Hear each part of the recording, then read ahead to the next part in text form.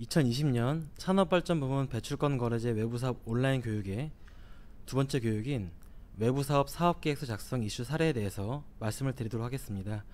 발표를 맡은 저는 한국기후변화연구원의 김재윤이라고 합니다. 발표 순서는 외부사업 타당성 평가 현황부터 사업계획서 작성 이슈 사례 순으로 말씀을 드리겠습니다. 외부사업 타당성 평가 현황입니다. 사업계획서 작성의 목적으로 이제 외부사업을 사업계획서 작성하기 때문에 외부사업 타당성 평가 현황에 대해서 참고하시면 좋을 것 같아 자료를 준비했습니다. 사업 규모에 따른 외부사업 승인 현황을 보게 되면 소규모 감축 사업이 가장 많이 이루어졌고, 또한 사업 유형으로 보게 되면은 단일 사업이 전체 사업 중 98%를 차지하고 있는 것을 확인할 수 있습니다. 방법론별 등록 현황을 보게 되면 연료전환 사업의 방법론이 전체의 50%를 차지하고 있다는 것을 확인할 수 있습니다. 이 외에도 고효율 설비교체 사업의 방법론, 목재 펠릿을 활용한 연료전환 사업의 방법론이 많은 비중을 차지하고 있다고 보시면 되겠습니다. 모든 사업의 연간 예상 감축량 수준은 약 1000톤인 것도 확인할 수 있습니다. 다음은 타당성 평가 과정에서 발생되는 이슈에 대해서 살펴보겠습니다. 먼저 좌측에 보시는 표는 관장기관에서 타당성 평가 시 평가하는 항목별로 분석한 결과입니다. 보시게 되면 사업계획서의 양식 준수 여부, 사업명, 목적, 내용, 위치, 외부사업 사업자 및 감축량 소유권, 사업시장일 등이 포함된 외부사업 일반 요건 준수 여부 항목에서 가장 많은 타당성 평가 의견이 도출되고 있습니다. 이뿐만 아니라 배출량 산정 방식의 적합성에서도 많은 의견이 도출되고 있습니다. 도출된 의견의 유형을 보시게 되면 사업계획서 작성 내용의 오류와 작성 누락 및 증빙자료를 누락에 대한 의견이 가장 많이 나오는 것을 알 수 있습니다. 외부사업의 경우 타당성 평가의 절차를 통해 이루어지고, 타당성 평가 시 이슈가 많을 경우 그만큼 외부사업 승인까지의 시간이 오래 소요된다는 점을 보았을 때 사업계획서에 대한 타당성 평가 횟수를 최소화할 경우 승인까지의 시간을 최소화할 수 있을 것으로 판단됩니다. 따라서 여러분들께서도 사업계획서 작성 시 이러한 분석 결과를 참고하시면 외부사업 등록에 유용할 것으로 판단됩니다. 다음은 사업계획서 작성 이슈 사례에 대해서 설명을 드리겠습니다. 다양한 유형 및 감축 기술에 대한 승인 신청되고, 이에 따라 다양한 사업계획서 작성에 대한 이슈가 발생되고 있습니다. 본 장에서는 가장 많은 비중을 차지하고 있는 연료전환 사업 및 태양광 발전 사업에서 도출된 이슈사항을 토대로 해결 방안에 대해서 말씀드리도록 하겠습니다. 첫 번째 사례로는 극소규모 묶음 감축 사업 사업계획서 작성 방법에 대한 이슈입니다. 외부사업 지침에서는 연간 온실가스 감축량이 100톤 이하인 극소규모 사업에 대해서는 관장기관의 장이 별도로 양식을 만들어서 적용할 수 있도록 되어 있습니다. 이에 따라 상세 등록부 시스템 자료실에는 극소규모 감축 사업에 대한 방법론별 사업계획서 및 모니터링 보고서 양식이 업로드되어 있습니다. 그런데 그 극소규모 감축 사업의 사업계획서 및 모니터링 보고서 양식은 단일 감축 사업에 적용할 수 있도록 만들어져 있기 때문에 극소규모 사업으로 많이 추진되고 있는 묶음 감축 사업에서는 적용의 한계가 발생되고 있습니다. 이러한 경우에는 그 외부사업 지침 별지 제2호 서식인 묶음 감축 사업 사업계획서 양식을 적용하되, 극소규모 사업계획서 양식인 엑셀 시트는 예상 감축량 산정 시트로 활용하시면 되겠습니다.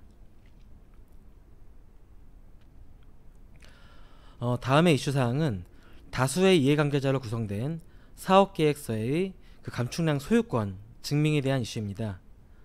외부사업 지침에서는 감축량 소유권에 대한 배분 기준 및 비율 기준에 대해서 제시하지 않고 있고, 상세 등록부 시스템을 통해 외부사업의 승인 신청 시 작성된 외부사업 사업자별 소유권 배분 비율에 따라서 분배됩니다.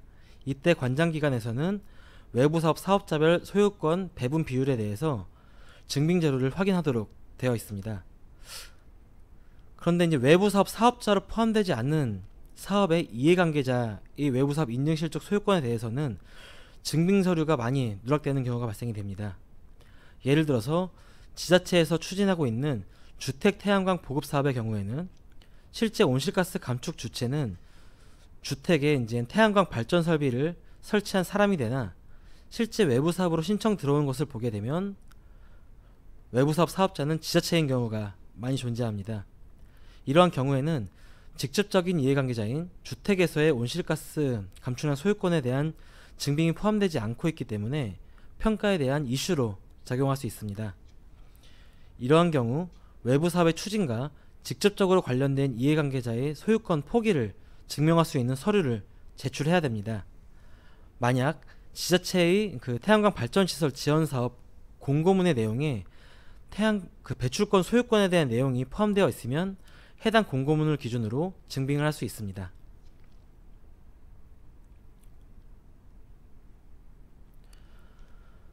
세 번째 이슈 사항은 사업계획서에 인용된 법령의 적용에 대한 이슈입니다.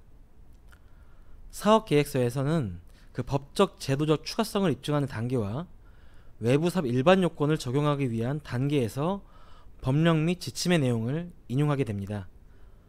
법적 제도적 추가성의 경우 사업 시작일을 기준으로 법 및 제도에서의 의무사항을 이행하는 과정에서 의무가 아니었다라는 점을 입증하기 위해서 법 및 지침 등이 활용이 되고, 외부사업의 일반 요건의 경우 그 최신의 외부사업 지침의 내용이 활용됩니다. 따라서 그 법적 제도적 추가성에 해당하는 경우에는 사업 시작일을 기준으로 관련된 법 및 지침을 적용해야 되고, 외부사업 지침의 경우 최신의 지침을 활용해야 됩니다. 만약 사업 신청을 하고 난 이후에 평가 중에 지침이 개정되는 경우에는 개정된 최신의 지침의 내용을 적용해야 됩니다.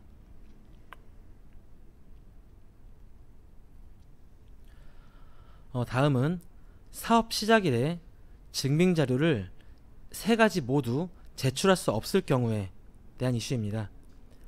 그 외부사업 지침에 의해 사업 시작일은 계약일, 최초 지출일, 작업 실행 또는 장치 설치 시작일 중 가장 빠른 날짜로 지정하도록 되어 있습니다.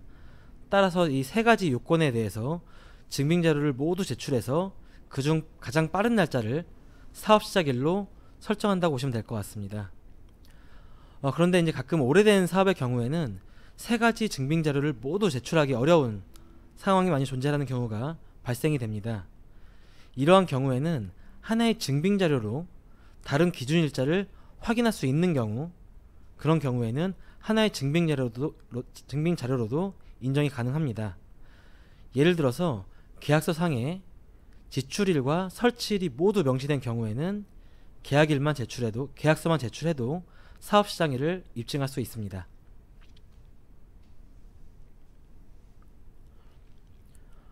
다음은 그 인증 유효기간 시작일에 대한 증빙자료가 시운전 보고서일 경우에 대한 이슈입니다. 그 인증 유효기간 시작일이라고 하면은 온실가스 감축이 실제로 발생되는 시점으로 정의를 하고 있습니다. 그런데 온실가스 감축이 실제로 이제 발생되는 시점에 대한 기준이 애매한 경우들이 존재합니다. 예를 들어서 어떤 설비가 있는데 최종 납품 이전에 시운전을 하고 있는데 시운전일을 온실가스 감축이 실제로 발생하는 시점으로 보는 사례가 많이 존재합니다. 그러나 이제 시운전일 같은 경우는 정상 가동이 아닌 시험 운전이기 때문에 지침에서 정의하는 온실가스 감축이 발생되는 시점으로 판단하기에는 좀 무리가 있습니다. 또 반면에 정상 가동일은 시운전일 이후에 발생하기 때문에 시운전일을 인증유효기간 시작일로 설정하더라도 그 인증유효기간 내 온실가스 감축량은 실제 감축이 발생되는 시점보다 더 적게 발생되기 때문에 보수적인 관점에서는 인증이 가능합니다.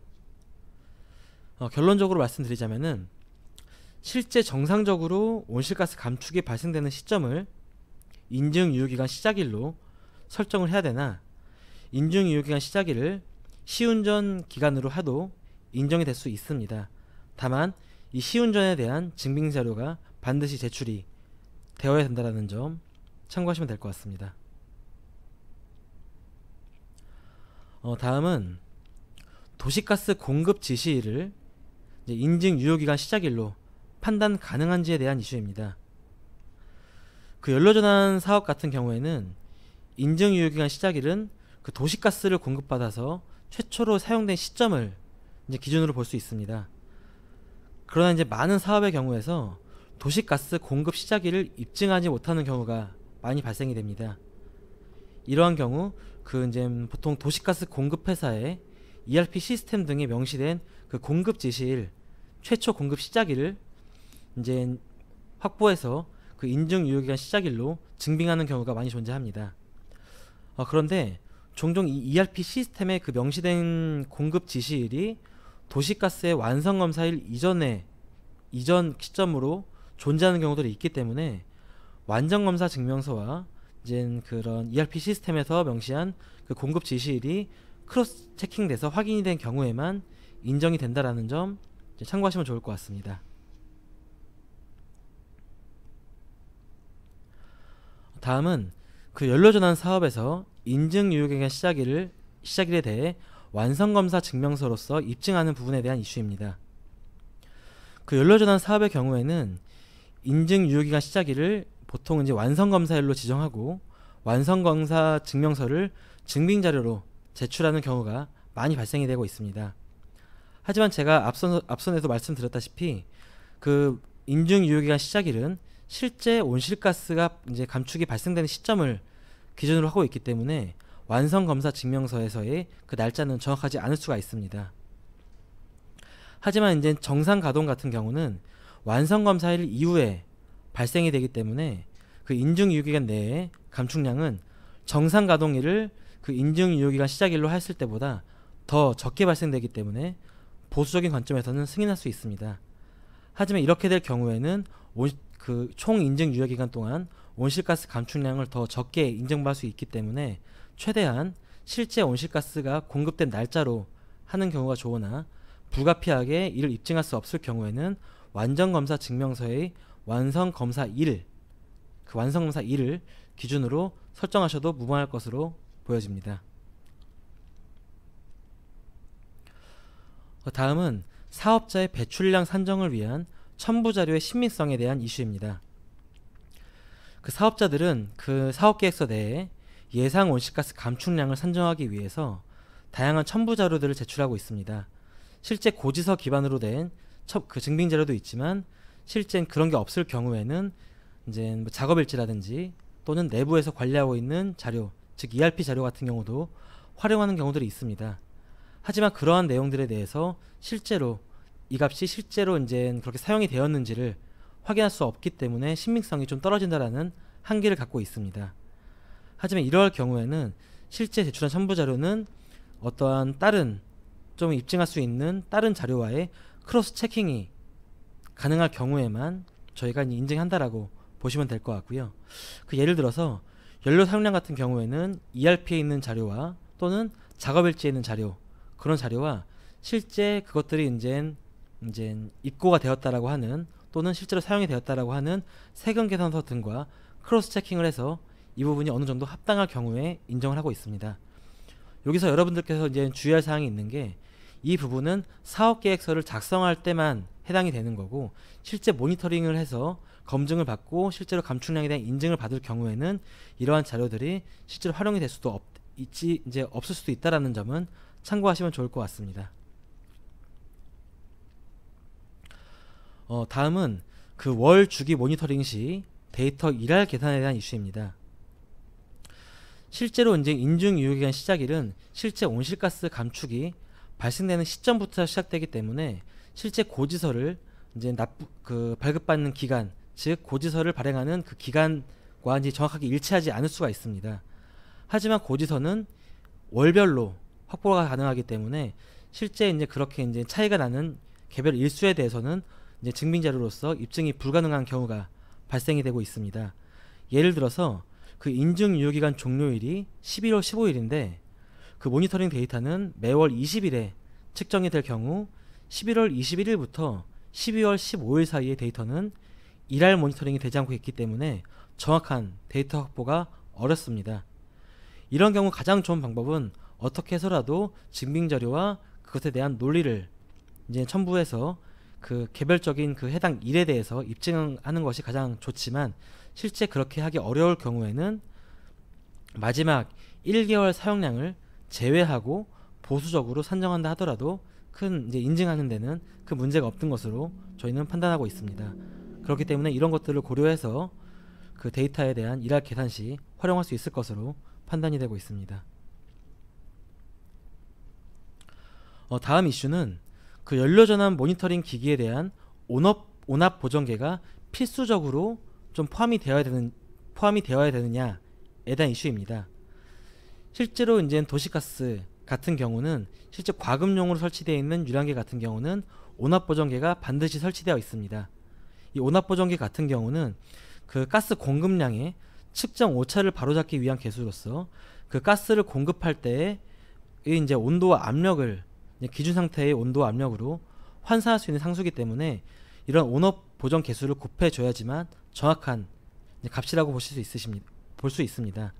하지만 요즘 많이 추진되고 있는 LPG 연료전환 사업의 경우에는 LPG 같은 경우는 이제 그런 공급망으로부터 직접적으로 그런 보일러와 같은 사용시설로 연결되는 것이 아닌 실제로 사업장 내에 있는 LPG 탱크로 공급이 되고, 또 LPG 탱크에서 보일러로 이제 또는 사용시설로 별도로 또 공급이 되기 때문에 실제 사용량에 대해서 실시간으로 모니터링할 수가 없습니다.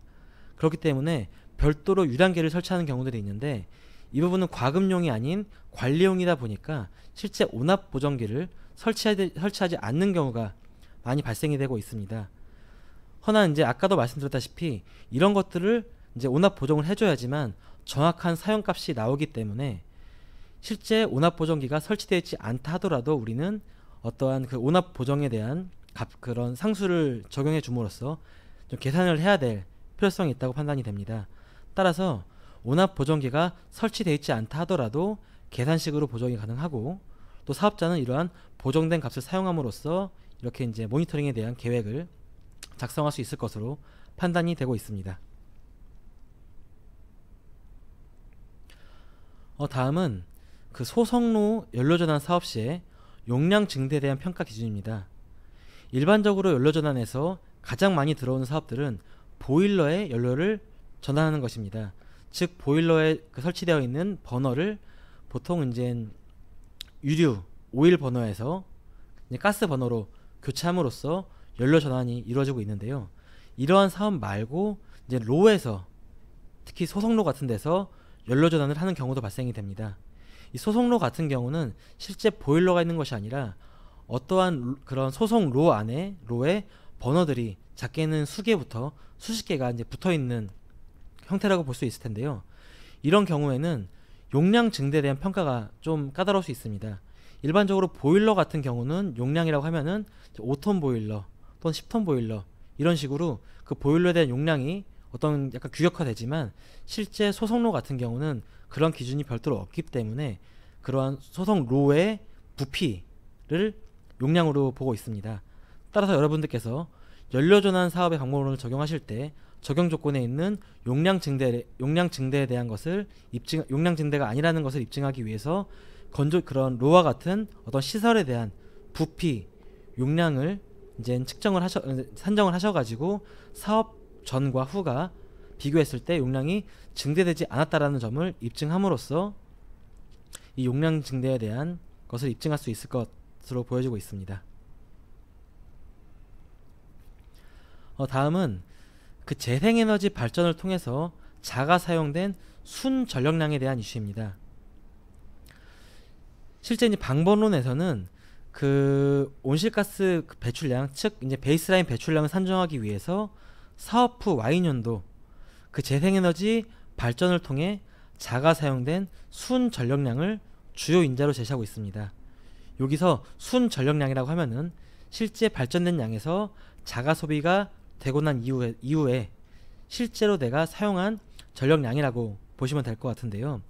실제로 현장에서는 하지만 이렇게 순 전력량을 모니터링하지 못하고 실제 발전량을 모니터링하고 있습니다. 따라서 방법론에 있는 그런 산정식에서 요구하는 사항과 위배가 된다라고 보시면 될 것 같은데요. 이 부분 같은 경우에는 이제 결과적으로 발전량과 이런 손해 소비 전력을 제외한 순 전력량이 일치한다고 볼 수 없기 때문에 사업자는 자가 사용된 순 전력량을 계측해야 되는 방법을 첫 번째로 사용할 수가 있습니다. 하지만 그 손해 소비 전력, 즉 인버터와 같은 데서 사용하는 전력을 실제로 계측할 수 없는 경우에는 이런 손해 소비 전력에 대해서 이제 그런 사용 설비의 용량에다가 가동 시간을 곱한 값으로 그런 사용량을 도출하고 이 값을 그런 총 그 발전량에서 제외를 함으로써 이제 순 전력량을 도출해내는 방법을 사용할 수가 있습니다. 하지만 이 경우에는 손해 소비 전력을 사용하고 있는 설비에 대한 스펙에 대한 증명 자료를 첨부해야 되고 여기에 대한 값들에 대해서도 정확하게 입증을 해야 된다는 점 참고하시면 좋을 것 같습니다. 다음은 그 재생에너지 발전으로 생산된 전력의 자가 사용을 증빙하는 부분이 되겠습니다.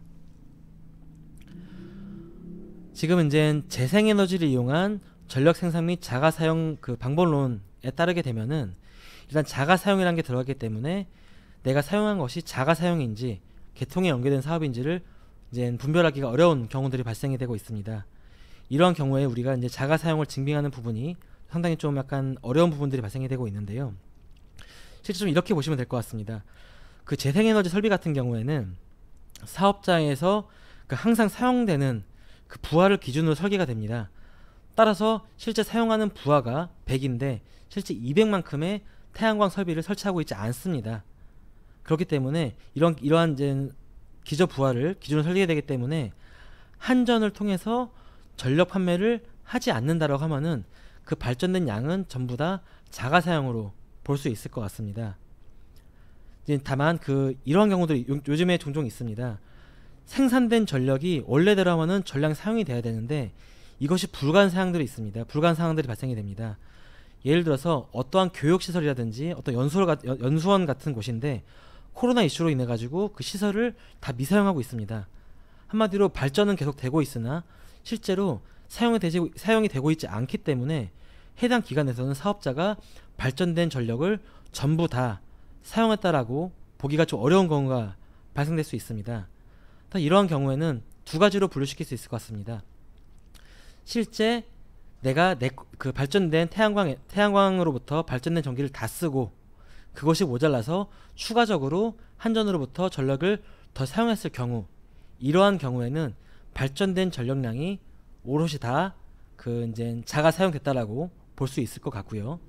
만약에 이제 한전 전력이 사용된 게 없다, 즉 고지서 값이 0이다. 이러한 경우에는 생산된 태양광 발전 시설로부터 생산된 전력이 다 썼는지 안 썼는지를 판가름할 수 없기 때문에 이러한 경우에는 거기서의 그 발전된 양이 전량 자가 사용됐다라고 보기가 좀 어려운 점이 있다라는 점 참고하시면 좋을 것 같습니다.